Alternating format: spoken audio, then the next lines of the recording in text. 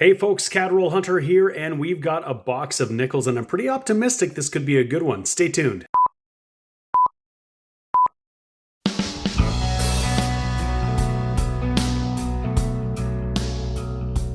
Hey everybody, this is James, and you're watching my channel, Roll Hunter, and I was just about to say that I have a fresh box of nickels here, but I'd be lying because I found this one in the back of the closet, and I think it's been there for several months. It hasn't been hunted, and it's time for sure.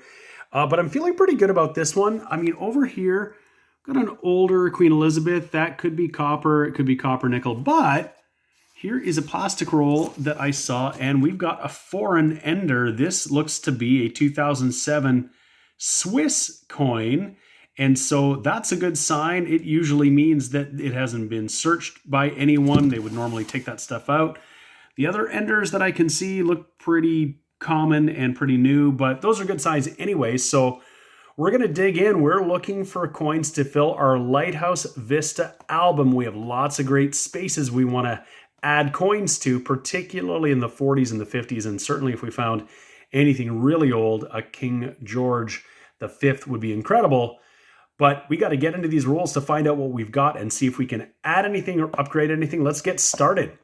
We're in roll number 3. We've had a few coins for the nickel cup. They're 100% nickel to add to the collection here, but I'm bringing you in because we've got our first find other than the ender that we could see, and it's going to be a 1964. We'll just take a quick peek for that extra water line, which would be a pretty cool and valuable variety, even in this condition.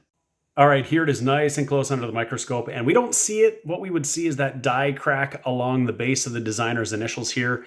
That's what is called the extra water line because, well, it looks like an extra water line, but it wasn't part of the design. It was just because the die itself got damaged through use, and it's not rare, but it's certainly not common. I've got a couple, and I only found them more recently, but they are circulating. You probably can still find them, so it's very approachable. It's a variety that you could probably find potentially. So that's what you're looking for, the extra water line on the 1964.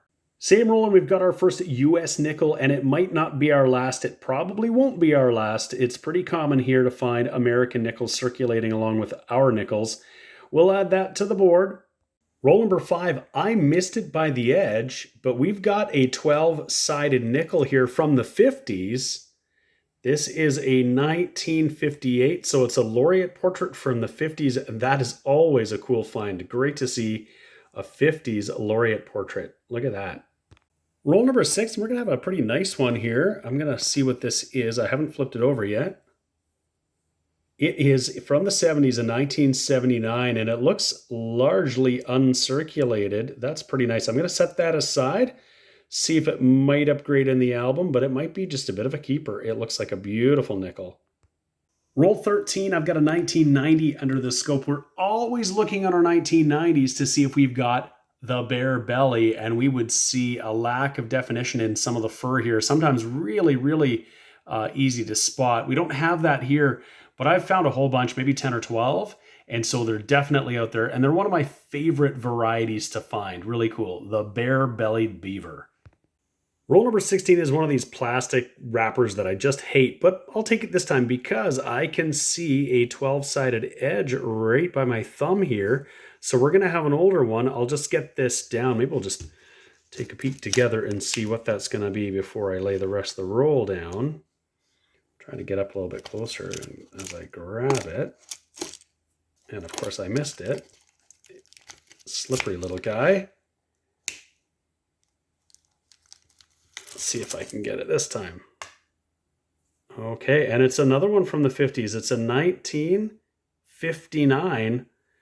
That is very cool. Laureate portrait number 3 for the hunt so far, and our second from the 50s. Roll number 18, partway through, and we're going to stumble into a whole bunch of US nickels, and it's starting with this really dark one. I thought it might be really old, but it's just a 1981, and somewhere in there, it looks like we're going to get a commemorative Canadian. It's one of those Victory nickels, 2005, marking the 60th anniversary, the end of World War II. Well, look who showed up to the party, King George VI, and we know it's going to be an older one. It's going to be 1947 or earlier because it says Et Ind Imp and Emperor of India. And that obverse legend changed in 1948. It almost seems like it's got a little bit of luster around the legend, and certainly has some hair detail. Oh, it is a gorgeous 1940. Check that out. The fields are really nice, and it does have mint luster. This is probably the nicest 1940 I've ever found. I bet you this is going to be an upgrade in my own collection, let alone for the album. I don't even know if we have a 40, but this is going to upgrade for sure. Let's take a closer peek. So it's got a bit of circulation wear, and there's a scratch on the beaver, unfortunately, but otherwise it looks really good. And in hand, it looks even nicer. It has some luster for sure, and it's a beautiful coin. Wow. Roll 21, we're going to have another beauty here. This one from the 40s, this is from the 90s, but it is a beautiful looking 1998. We don't just see them this nice. The obverse has a couple little marks, but maybe a little bit of a scratch, but basically it doesn't have much in the way of circulation. We'll just check that against the album. I think some of our 90s nickels aren't great. I just laid down roll number 22. I can see an older coin, a 12-sided edge right there, and it is a 1961. And I'm going to throw this one under the scope and just see if that's a bit of debris in the 6 or if that might be a bit of a die chip. We'll find out. And it's neither. It's just a little spot, but you couldn't tell with the naked eye. And you always want to check because sometimes you might find some interesting things, die chips, die cracks, anything that catches your eye. It's always worth scoping or taking a closer look. You never know what kind of interesting thing you might find on a coin. Roll number 24, I went to lay down this roll and it didn't fall down. I don't know why, but it's just sitting there. But we've got an older coin in here. Again, we've got a 12-sided edge, and it's going to fall down for sure when I do this. But what are we going to have this time? Queen Elizabeth. And this time it's a 1960. So here we are in roll number 30 already, and there is our Swiss Ender. It is 2007 Confederatio Helvetica, so Switzerland. And we flip it over, and it is 20 Rappen, I believe. 20 Rappen from Switzerland in 2007. Pretty much about the size and shape of a nickel, so not surprising it might get mixed up with the rest of these coins. Roll number 33, and as I slide down here and bring into focus, we got another 1964 Laureate portrait. No extra water line to the left of the beaver. Roll 38, this box has been slowing down a little bit. We've just got another American nickel. It's a 2016 P. You can see there that is actually our 32nd American nickel, our 33rd foreign if we consider the Swiss coin that we got as well. Well, we'll keep on going, looking through the last of that roll and these last two. Hopefully we'll find something else for the board, and then I'll come back with a wrap up. Roll number 49 says we are not done yet. We've got another Laureate portrait. It can only be a 1963 or a 1964 because it has the round edge. It doesn't have the 12-sided edge. And this one is a 1963. Well, roll number 50 gave us nothing, just a couple of nickels for the nickel cup there. So we are all done that hunt. I'm just going to get things situated. We'll look through everything that we found, and then we'll take a peek and see if we can make any progress on the album. All right, I got everything situated here. We did pretty well with nickel. We got about a third of a cup there. That's always a good sign. It means that the box wasn't completely picked over by somebody doing exactly the same thing as me. If I don't find nickel at the start of the hunt, I start to think that someone's already searched through everything. So that's always good. The same thing goes for any foreign finds. A lot of people will pull out the American coins too. We got 33 US nickels. We didn't get anything old. I think the oldest was a 62. I usually keep them if they're from the 50s or earlier.